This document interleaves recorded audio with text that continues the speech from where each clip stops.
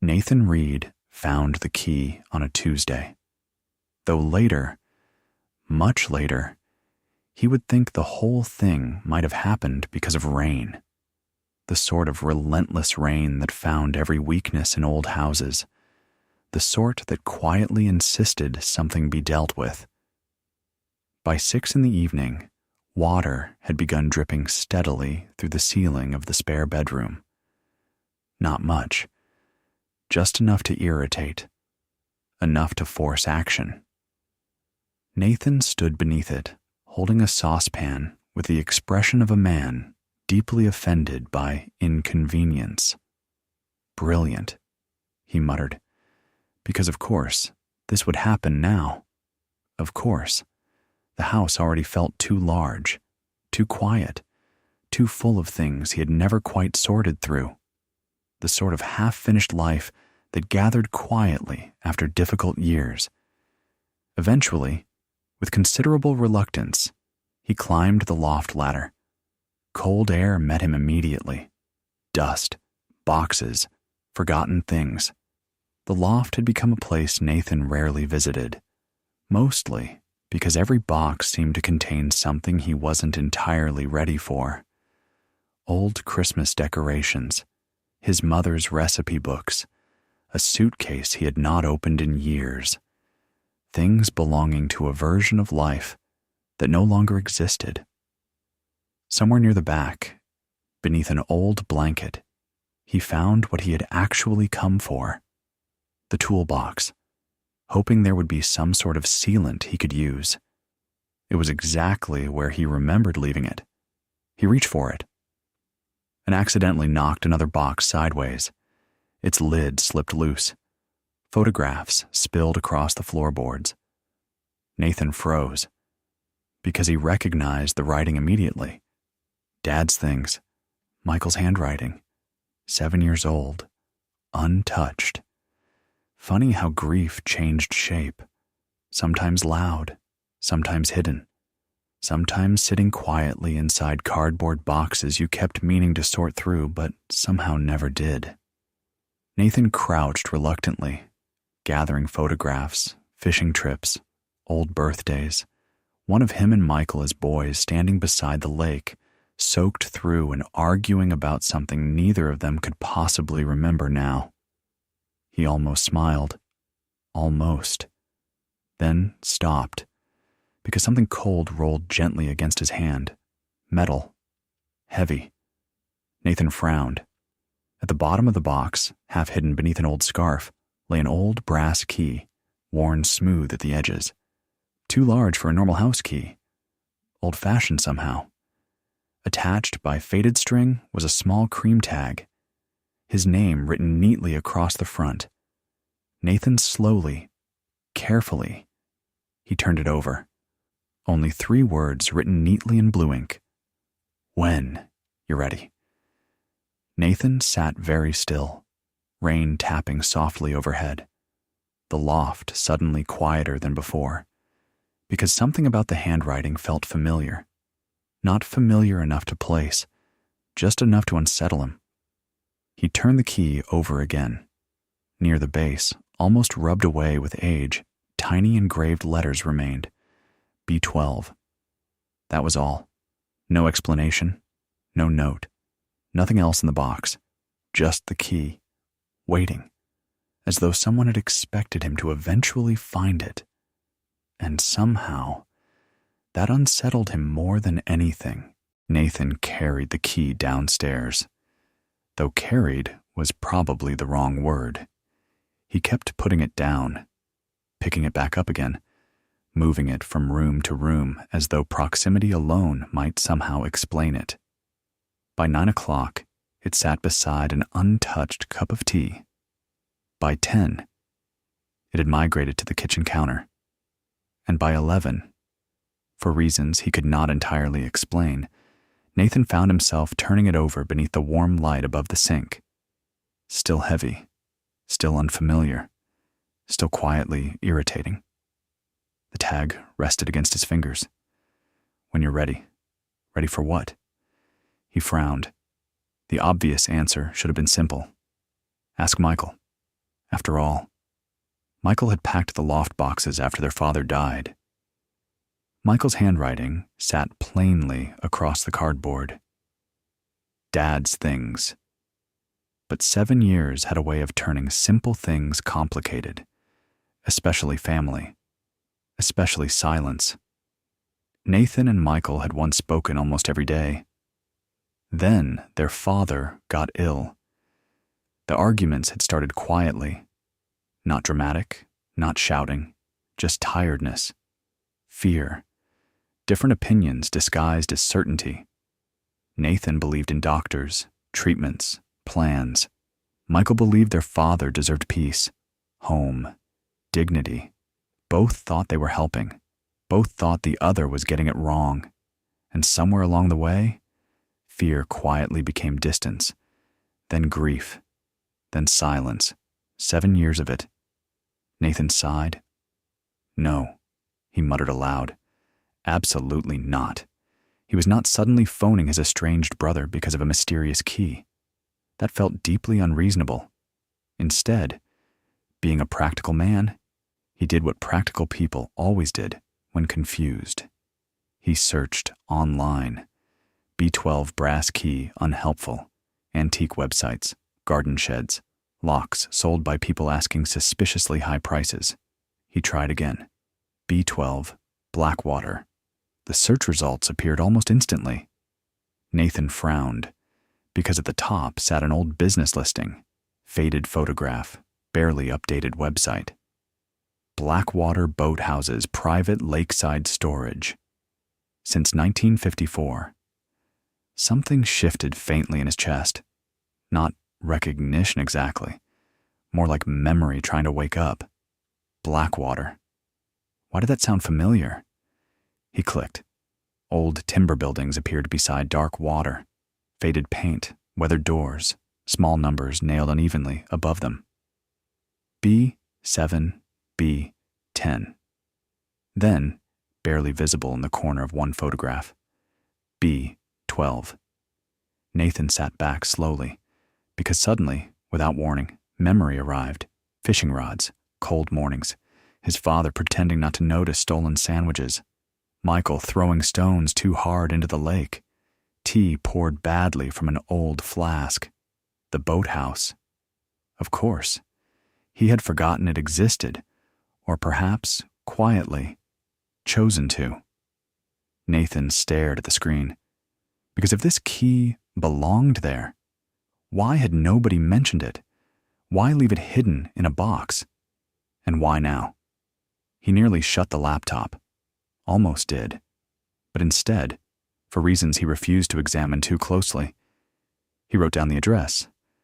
Outside, rain finally stopped. And for the first time in a long while, something unfamiliar stirred quietly inside him. Not excitement, not hope exactly, just curiosity. And somehow, that felt dangerous. Nathan sat down slowly. Dust drifted through pale afternoon light. The old notebook felt strangely familiar in his hands. Across the top of the page, in his father's unmistakable handwriting, "If one of you finally turned up underneath." About time. Nathan let out a quiet breath through his nose. Because yes, that sounded exactly like his father. Dry humor. Never sentimental if he could avoid it. He read on. If it's Nathan, stop overthinking. If it's Michael, stop pretending you know best. And if somehow you're both here together, well, miracles apparently do happen. Nathan shook his head despite himself. A tiny laugh escaped. Unexpected. Strange. The kind that arrived before sadness had chance to stop it. The handwriting slowed further down the page. Messier somehow. Written more carefully. I know things have felt difficult lately. Illness has a nasty habit of making everyone frightened. And frightened people don't always say the things they mean, or mean the things they say. Nathan stopped there, because suddenly, too suddenly, He remembered hospital corridors, cold tea, arguments spoken quietly because nobody wanted nurses listening. Michael saying he doesn't want more hospitals. Nathan saying, we can't just stop trying. Both exhausted, both frightened, neither of them knowing what the right thing was. He swallowed hard and kept reading. This place was never really mine. It belongs to all of us. If life gets noisy, come sit by the lake. It helps. Always has. Near the bottom sat one final sentence. Short, simple, written darker than the rest. Try not to leave things unsaid too long. Nathan looked away, because somehow 7 years suddenly sounded like far too long. Quietly, he closed the notebook, and that was when something slipped loose from the back cover. A folded piece of paper, small, worn at the edges, different handwriting, messier, more rushed. Nathan stared at it, then slowly turned it over. Written across the front, Nathan. His chest tightened unexpectedly, because he knew that handwriting. Michael's. Nathan stared at the folded paper for a long moment. Ordinary, slightly creased, nothing dramatic about it. And somehow, that made it worse, because Michael's handwriting looked exactly the same. Untidy, pressed too hard into the paper, as though every thought had arrived slightly too quickly. 7 years. And somehow, his brother's handwriting still felt strangely familiar. Nathan hesitated. Ridiculous, really. It was only paper. Yet opening it somehow felt bigger than it should, as though something old might finally say itself aloud. Slowly, carefully, he unfolded it. The writing was short, messier than usual, crossed out in places, as though Michael had rewritten parts and then given up trying to make them sound better. At the top, simply, Nathan, then, after a gap, the words began. I don't know if you'll ever read this. Honestly, I'm not even sure why I'm writing it. Dad would probably tell me to stop making everything awkward. Nathan let out the faintest breath through his nose. Because yes, that sounded exactly right. He kept reading. I came here after the funeral because I didn't know where else to go. Everything felt strange. The house, the silence, you not speaking to me. Nathan frowned slightly, because immediately, quietly, something uncomfortable stirred. Funny how memory rewrote things, because in Nathan's version, Michael had been the one who stopped answering. Michael had walked away first. Hadn't he? Suddenly, he wasn't entirely sure. The writing continued. I know things got bad near the end. I know we both said things we shouldn't have. But I need you to know something. I never thought you stopped loving Dad, even when we argued. I just thought you stopped understanding me. Nathan stopped reading, the words landing harder than expected, because somehow that felt horribly close to the truth. Not hatred, not anger exactly, just hurt. Misunderstanding growing quietly until nobody remembered how to climb back over it. Outside, lake water moved softly against wood, stillness everywhere. Nathan kept reading. I thought you blamed me for bringing Dad home, for not pushing harder with treatment. Maybe you did. Honestly, I still don't know. Nathan closed his eyes briefly, because suddenly, with uncomfortable clarity, he remembered saying something awful, tired, angry, frightened. One terrible sentence in a hospital corridor. One sentence he had somehow managed to bury for years. Maybe if you stopped pretending everything's fine, Dad would still be here. His stomach turned. Oh, God. He had said that, hadn't he? Michael had gone very quiet afterward. Really quiet. And somehow, after the funeral, the silence had simply stayed. Nathan looked back down. Near the bottom, Michael's handwriting changed. More careful somehow. As though the next bit mattered. Anyway, if you're reading this, maybe enough time's passed for things to feel less angry. There's tea in the cupboard. Real tea. Not Dad's ancient emergency stash. I come here most Fridays, around 4. Sometimes later if work's bad. Nathan blinked. Read it again, slowly. I come here most Fridays. Around 4. Tomorrow. Nathan slept badly. Not dramatically badly. No staring at ceilings, questioning existence. Just poorly. The sort of sleep filled with half memories. Hospital corridors. Rain. Fishing trips. Michael laughing at something stupid when they were teenagers. Then somehow, without warning, the memory of their last proper argument. Over and over. By Friday morning, Nathan had already decided not to go. Twice. By lunch, 3 more times. Because really, what exactly was the plan here?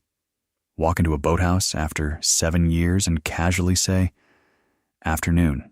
Fancy forgetting nearly a decade?" No, thank you. Still, at 3:38 p.m., he found himself parking beside the lake again, annoyed with himself. The sky sat low and gray, cold air moving softly across the water. Nathan stayed in the car for a moment, watching the boathouse in the distance. No movement, no sign of anyone. Part of him hoped Michael wouldn't come. Part of him hoped he would, which was deeply inconvenient. Eventually, with great reluctance, he got out. The boathouse looked exactly as it had yesterday. Quiet, still, patient somehow. Nathan unlocked the door, stepped inside. The familiar smell hit immediately. Wood, lake water, tea, memory. He sat in the old chair near the window, tried not to feel ridiculous, checked his watch. 3:52 too early, obviously. He stood up again, sat back down, made tea. Real tea this time. Checked the window. Nothing. By 4:07. He had fully convinced himself this was absurd. Michael probably hadn't been in weeks. People changed habits. People got busy. People moved on. Nathan stood, reached for his coat. Then, outside, footsteps on wet wood. Slow, unhurried. Nathan froze. The footsteps stopped outside the door. Silence.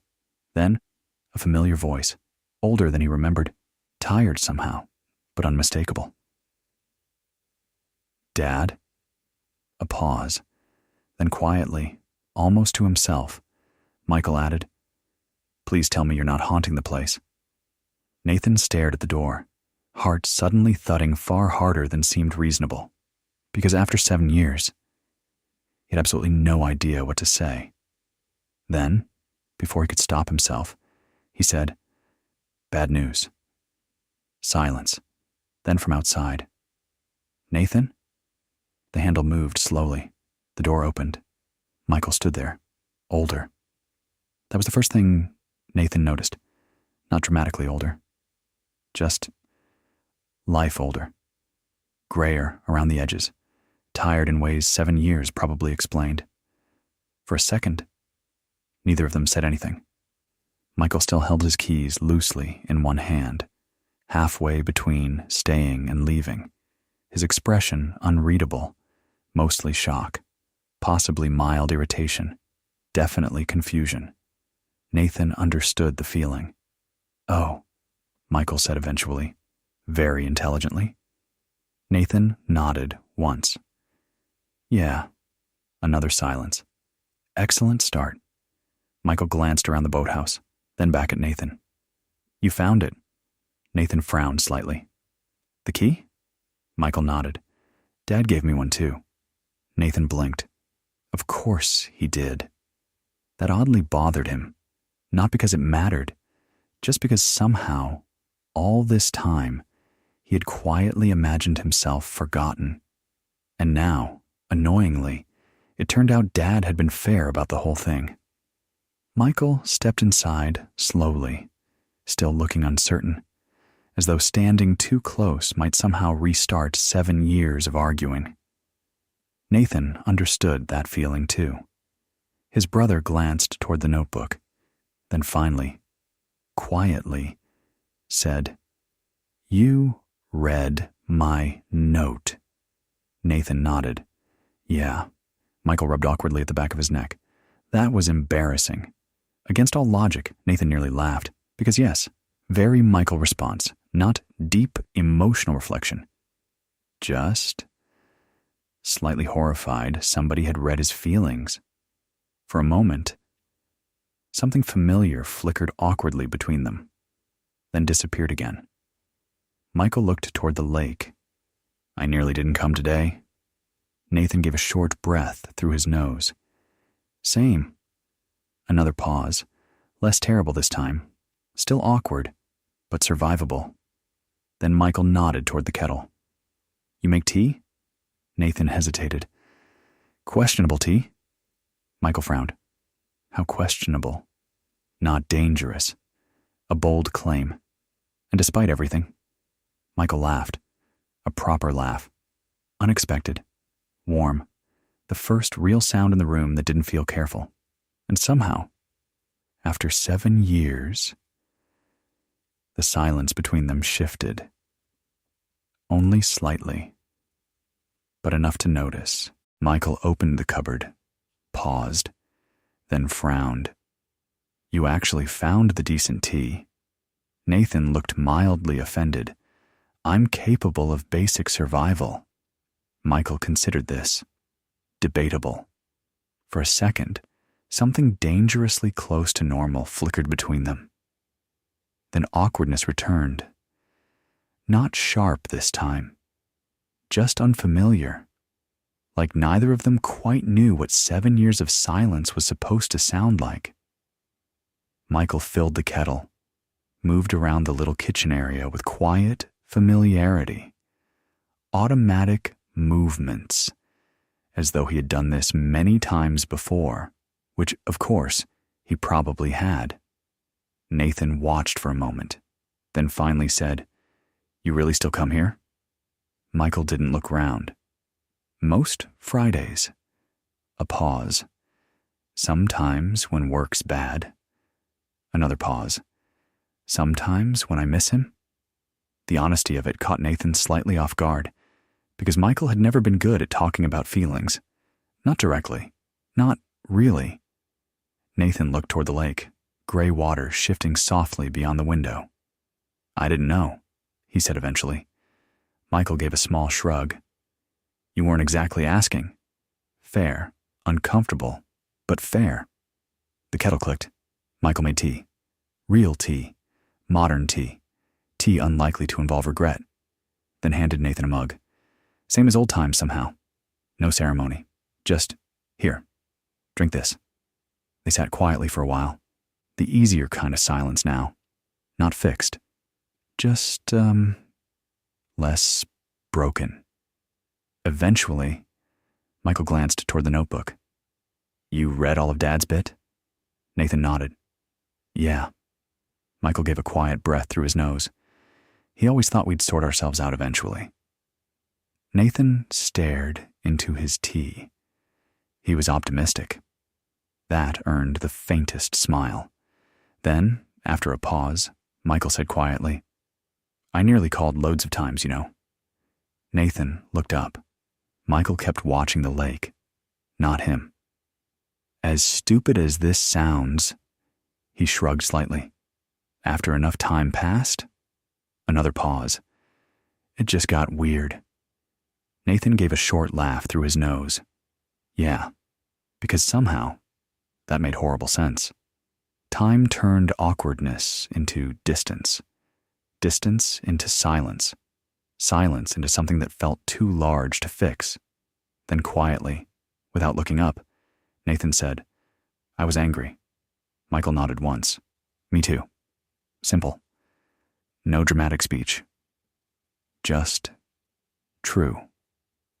Outside, evening settled slowly over the lake, and for the first time in years, sitting in the silence didn't feel quite so impossible. The sky darkened slowly outside, lake water turning silver gray beneath the fading light. The boathouse felt warmer now, not warm exactly, just less lonely. Tea steamed quietly between them. Real tea. Safe tea. Michael sat near the window, Nathan opposite. Same room. Still awkward, but no longer impossible. Funny how 7 years could feel enormous, until suddenly, you were sat drinking tea together again. Eventually, Nathan looked down into his mug, then said quietly, "I said something awful." Michael frowned slightly. "When?" Nathan gave a small breath through his nose. "At the hospital." Silence settled, not heavy, just thoughtful. Nathan kept looking down, because suddenly, after all this time, he could hear the sentence, exactly as he had said it. Tired, angry, frightened, cruel without quite meaning to be. Maybe if you stopped pretending everything's fine, Dad would still be here. The words still sounded ugly, even now. "I've thought about it loads," Nathan said quietly. Michael stayed still. Didn't interrupt, didn't rush to fix it. "I think," Nathan hesitated, then gave the smallest shake of his head. "No, I know." He swallowed. "I think I blamed you because I couldn't blame him." The room went quiet again, lake water shifting softly outside.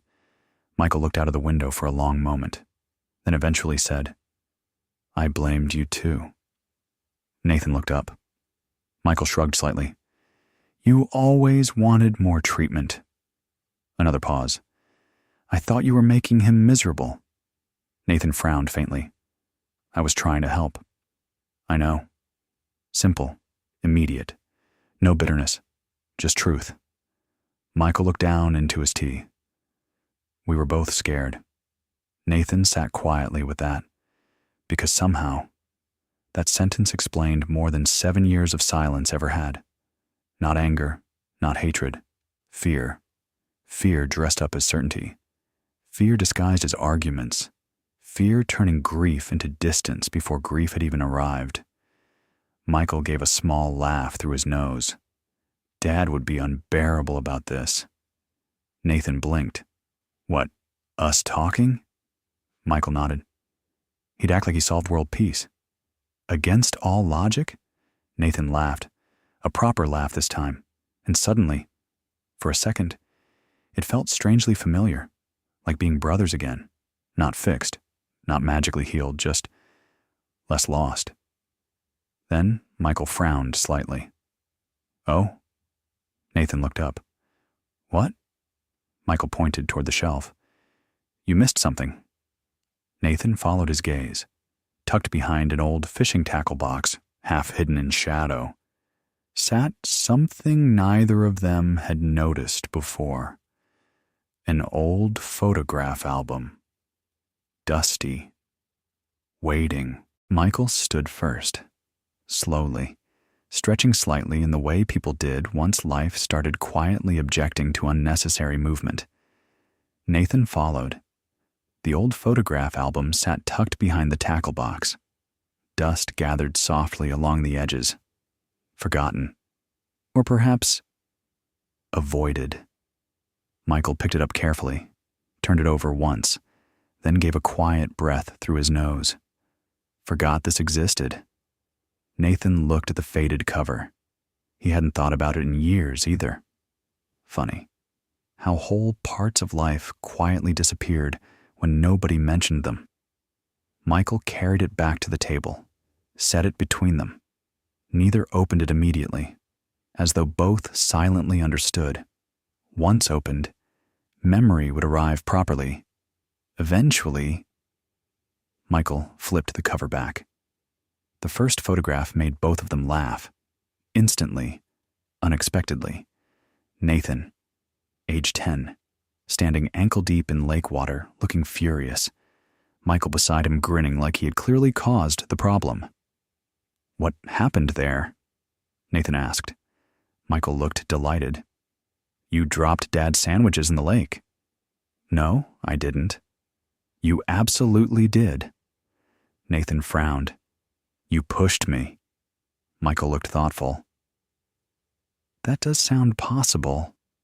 Nathan laughed despite himself, and somehow, for a moment, 7 years stepped quietly aside. The pages turned slowly. Fishing trips, rainy afternoons, their father standing beside impossible catches. He almost certainly exaggerated. Birthdays, burnt sausages, terrible camping attempts, ordinary things. The sort of things nobody realizes become precious until much later. Then, about halfway through, Michael stopped turning pages. Nathan noticed immediately, because suddenly, Michael had gone quiet, really quiet. Nathan looked down. The photograph showed their father sitting outside the boathouse, thinner, older, a blanket over his knees, tea in one hand, trying very hard to smile. Illness visible now, no pretending otherwise. Nathan felt something shift painfully in his chest, because somehow, despite everything, he had forgotten parts of those months, or perhaps packed them away somewhere difficult to reach. Michael looked at the picture for a long moment, then quietly said, "I hated seeing him like that." Nathan nodded slowly. "Me too." Simple, true, no argument this time, just grief spoken plainly.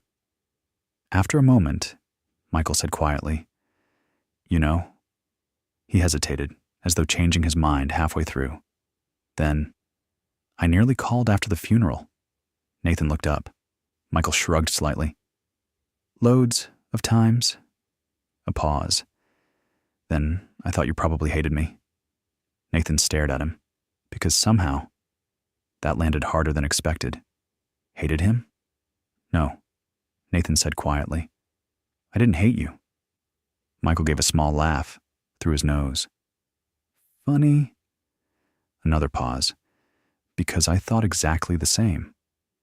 The room went still again, not awkward, not painful, just sad somehow. Two people realizing 7 years had quietly happened because neither knew how to begin. Outside, the last light stretched across the lake, and for the first time in a very long while, being here no longer hurt quite so sharply. The sky had turned dark by the time they closed the photograph album. Neither of them had noticed how late it had become. The lake outside sat quiet beneath fading light. Still. Patient. The sort of silence that somehow made everything feel a little clearer. Nathan rested his hand lightly on the cover of the album. Funny. How ordinary photographs could quietly undo years. Michael stood slowly, gave the old boathouse a familiar glance, as though checking everything remained where it belonged, then pulled on his coat. For a moment, something uncomfortable stirred in Nathan's chest, that old familiar feeling, the one that said, "Right then. Here comes the leaving part. The awkward goodbye, the disappearing again, the slow return to silence." 7 years had taught him not to expect too much. Michael paused near the door, keys in one hand, the lake behind him. Then awkwardly, like someone trying very hard not to sound emotional, he said, "So." Nathan looked up. Michael rubbed awkwardly at the back of his neck. "Same time next Friday?" Nathan blinked. The question landed strangely, small, ordinary, and somehow far bigger than it sounded. Not, "Let's fix everything." Not, let's talk about the last 7 years. Just another Friday, tea, the lake, trying again. Nathan found himself smiling before he had fully decided to. Yeah, he said. A pause. Then, because apparently old habit survived almost anything, he added, but I'm bringing better biscuits. Michael frowned. You don't get tea or biscuit responsibilities. Nathan looked offended. That feels unnecessarily harsh. It's based on evidence. Against all logic, they both laughed. Quietly at first, then properly. And somehow, for the first time in a very long while, the future no longer felt quite so empty. Michael opened the door. Cold evening air drifted inside, then paused, looked back once. Glad you came, he said. Simple, honest. Then, before Nathan had chance to make things awkward, he disappeared into the evening. Nathan stood quietly for a moment, listening to lake water shift softly against the wood. The old boathouse no longer felt forgotten or lonely, just waiting for life to return to it. He looked at the notebook, the mugs, the photograph album still resting on the table. Then quietly, almost without thinking, he said into the empty room, All right, Dad. A pause, then the faintest smile. We're trying. Outside, the lake remained still, and somehow, that felt like enough.